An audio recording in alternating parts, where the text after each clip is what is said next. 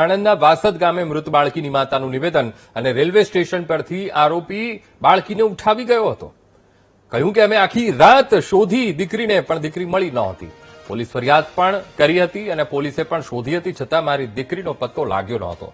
બીજા દિવસે સવારે દીકરીનો મૃતદેહ મળી આવ્યો. 5 મિનિટ હું બહાર નીકળી અને મારી દીકરી ગાયબ થઈ ગઈ હતી.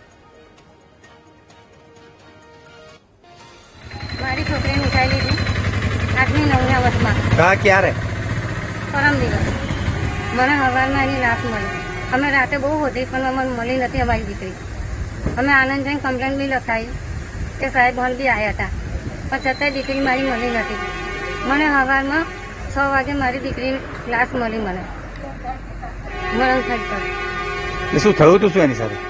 મારી દીકરીની ઇજ્જત લૂંટીને નાખી દીધેલી ટ્રેનની અંદર. રેલવે પાટા પર? હા, હું બોટલ વેનું છું અને મારી 2 દીકરીઓ કાલોતી હતી. હું આ કુલર મેં ખાવા બનાવું છું અને 12 છોકરીઓ ખવડાવીને રેલવે સ્ટેશને ઊંઘી જતી હતી. ખાલી 5 જ મિનિટ બહાર નીકળીને મારી દીકરી ગાયબ થઈ ગઈ.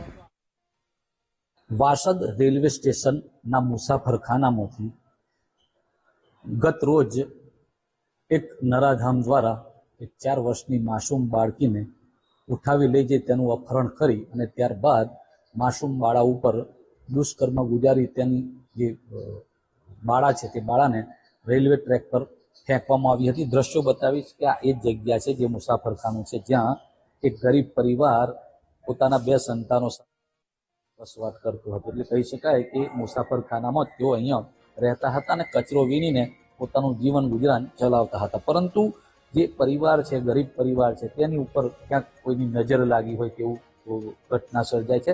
એક નરાધામ સુરેશ પરમાર જે છે તે નામનો એક નરાધામ છે. તે નરાધામ દ્વારા આ જે બાળા છે તેને લઈ જઈને અહીંયાથી રેલવે ટ્રેક ઉપર એક ગઢનારું છે ત્યાં આગળ તેની ઉપર દુષ્કર્મ ગુજારવામાં આવ્યું હતું. અને ત્યારબાદ એ દીકરી છે, માસૂમ દીકરી, બેભાન અવસ્થામાં હતી અને તેને રેલવે જે સતત રેલના વાહન વ્યવહારથી વ્યસ્ત છે તેવા ટ્રેક ઉપર તેને ફેંકવામાં આવી હતી. વહેલી સવારે જ્યારે રેલવેના અધિકારીઓને આ દીકરીનો મૃતદેહ મળ્યો ત્યારબાદ પોલીસ જાગૃત થઈ હતી ને ત્યારબાદ જે સીસીટીવી ફૂટેજ છે તેની ચકાસણી કર્યા બાદ જે આરોપી છે તે આરોપીને બોચાસણથી ઝડપ્યો હતો ને રિકન્સ્ટ્રક્શન માટે ઘટના સ્થળે લાવવા દરમિયાન આરોપી અને પોલીસ વચ્ચે ઝપાઝપી દરમિયાન એન્કાઉન્ટર થયું હતું ને એ એન્કાઉન્ટરમાં જે આરોપી સુરેશ પરમાર છે તેનું મોત થયું છે.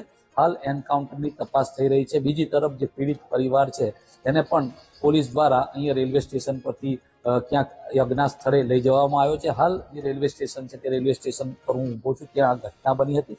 હવે કુદરતે જે આરોપી છે તેને ન્યાય આપી દીધો છે, ત્યારે હવે પીડિત પરિવાર છે તેમને હવે પોલીસ કેવા પ્રકારની સહાય કરે છે, પોલીસ કેવા પ્રકારની મદદ કરે છે તે જોવું રહ્યું. Ghanshyam Patel, VTV news, Anand.